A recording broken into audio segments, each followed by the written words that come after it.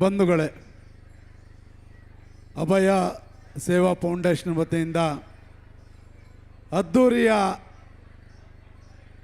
ಕಾರ್ಯಕ್ರಮದ ಸೇವಾ ಸಂಕಲ್ಪವನ್ನು ಮಾಡಿದಂತಹ ಆತ್ಮೀಯ ಸಹೋದರ, ಯುವಕರಿಗೆ ಭಾಳಷ್ಟು ಸ್ಫೂರ್ತಿಯನ್ನು ಕೊಟ್ಟಂತಹ ನನ್ನ ಸಹೋದರರಾದ ಉಮೇಶ್ ಶೆಟ್ಟಿಯವರೇ, ನಮ್ಮೆಲ್ಲರ ನಾಯಕರು, ಸದೃದಯಿ ಶಾಸಕರಾಗಿರುವಂತಹ ಗುರುರಾಜ್ ಗಂಟಿಹೊಳೆಯವರೇ, ಹಾಗೆಯೇ ಇನ್ನೊಬ್ಬರು ಸಹೋದರರಾದ ರಾಘವೇಂದ್ರ ಶೆಟ್ಟಿಯವರೇ, ಬಂದಂಥ ಎಲ್ಲ ಪ್ರೀತಿಯ ಬಂಧುಗಳೇ, ಆವಾಗದಿಂದ ಪಾಪ ನಮ್ಮ ಆ್ಯಂಕರ್ ಹೇಳ್ತಾಯಿದ್ರು, ಸೇವೆ ಎಂಬ ಯಜ್ಞದಲ್ಲಿ ಸಮಿತೆಯಂತೆ ಉರಿಯುವೆ ಅಂತ.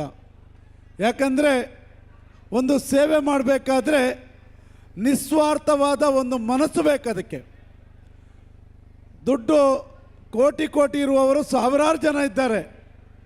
ಅದನ್ನು ಸಾರ್ವಜನಿಕರಿಗೆ ನಾನು ದುಡ್ದಂಥ ಒಂದಿಷ್ಟು ಭಾಗವನ್ನು ಅರ್ಪಿಸಬೇಕನ್ನುವ ಭಾವನೆ ಇರುವವರು ಕೆಲವು ವ್ಯಕ್ತಿಗಳು.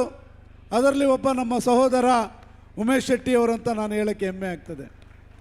ಇನ್ನೊಂದು ಸಂತೋಷದ ವಿಷಯ ಅಂದರೆ, ನಾನೊಬ್ಬ ಉಮೇಶ್ ಶೆಟ್ಟಿ ಇದ್ದೆ, ಇನ್ನೊಬ್ಬ ಉಮೇಶ್ ಶೆಟ್ಟಿಯವರು ನನಗೆ ಜೊತೆಯಾಗಿದ್ದಾರೆ ಅಂತ ಹೇಳೋಕ್ಕೆ ಇನ್ನೊಬ್ಬ ಭಾಳ ಸಂತೋಷ ಆಗಿದೆ. ಯಾಕಂದರೆ ಕೇವಲ ಒಬ್ಬರು ಇಬ್ಬರಿಂದ ಆಗುವಂಥ ಕೆಲಸ ಅಲ್ಲ, ಒಬ್ಬ ಮೋದಿಯಿಂದ ದೇಶವನ್ನು ಕಟ್ಟುವಂಥ ಸಾಹಸವನ್ನು ಇವತ್ತು ನಮ್ಮ ಮೋದಿಯವರು ಮಾಡ್ತಾಯಿದ್ದಾರೆ.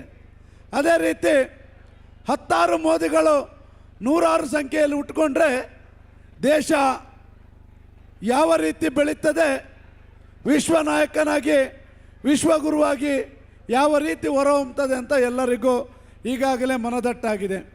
ಆದ್ದರಿಂದಾಗಿ ಇಂಥ ಒಂದು ಸಮಾರಂಭದಲ್ಲಿ ಹಲವು ಸೇವೆಗಳನ್ನು ಉಮೇಶ್ ಅವರ ಒಂದು ಅಭಯ ಫೌಂಡೇಶನ್ನ ಸೇವಾ ಸಂಕಲ್ಪ ಮಾಡ್ತಾ ಇದೆ. ಆದ್ದರಿಂದಾಗಿ ಇದನ್ನು ಸದುಪಯೋಗ ಪಡ್ಕೊಂಡಂತಹ ಎಲ್ಲ ಸಾಮಾನ್ಯ ಕುಟುಂಬದವರಿಗೆ ಇದರ ಒಂದು ಪ್ರಯೋಜನ ದೊರಕಬೇಕನ್ನೋ ಒಂದೇ ಒಂದು ನಿಟ್ಟಿನಲ್ಲಿ ಇವತ್ತು ಉಮೇಶ್ ಅವರು ಮತ್ತು ಅವರ ಸಂಪೂರ್ಣ ತಂಡ ಈ ಒಂದು ಸೇವೆಯನ್ನು ಮಾಡ್ತಾ ಇದ್ದಾರೆ. ಮುಂದಿನ ದಿನದಲ್ಲಿ ಇನ್ನೂ ಹೆಚ್ಚಿನ ಕೆಲಸ ಮಾಡುವಂಥ ಶಕ್ತಿ ತಾಯಿ ದುರ್ಗಾ ಪರಮೇಶ್ವರಿ ಅಮ್ಮನವರು ಉಮೇಶ್ ಅವರಿಗೆ ಕೊಡಲಿ ಅಂತ ಹೇಳ್ತಾ ಬಂದಂಥ ಎಲ್ಲರಿಗೂ ಮತ್ತೊಮ್ಮೆ ನನ್ನ ಅಭಿನಂದನೆ ಸಲ್ಲಿಸ್ತಾ ಇದ್ದೇನೆ. ಧನ್ಯವಾದಗಳು.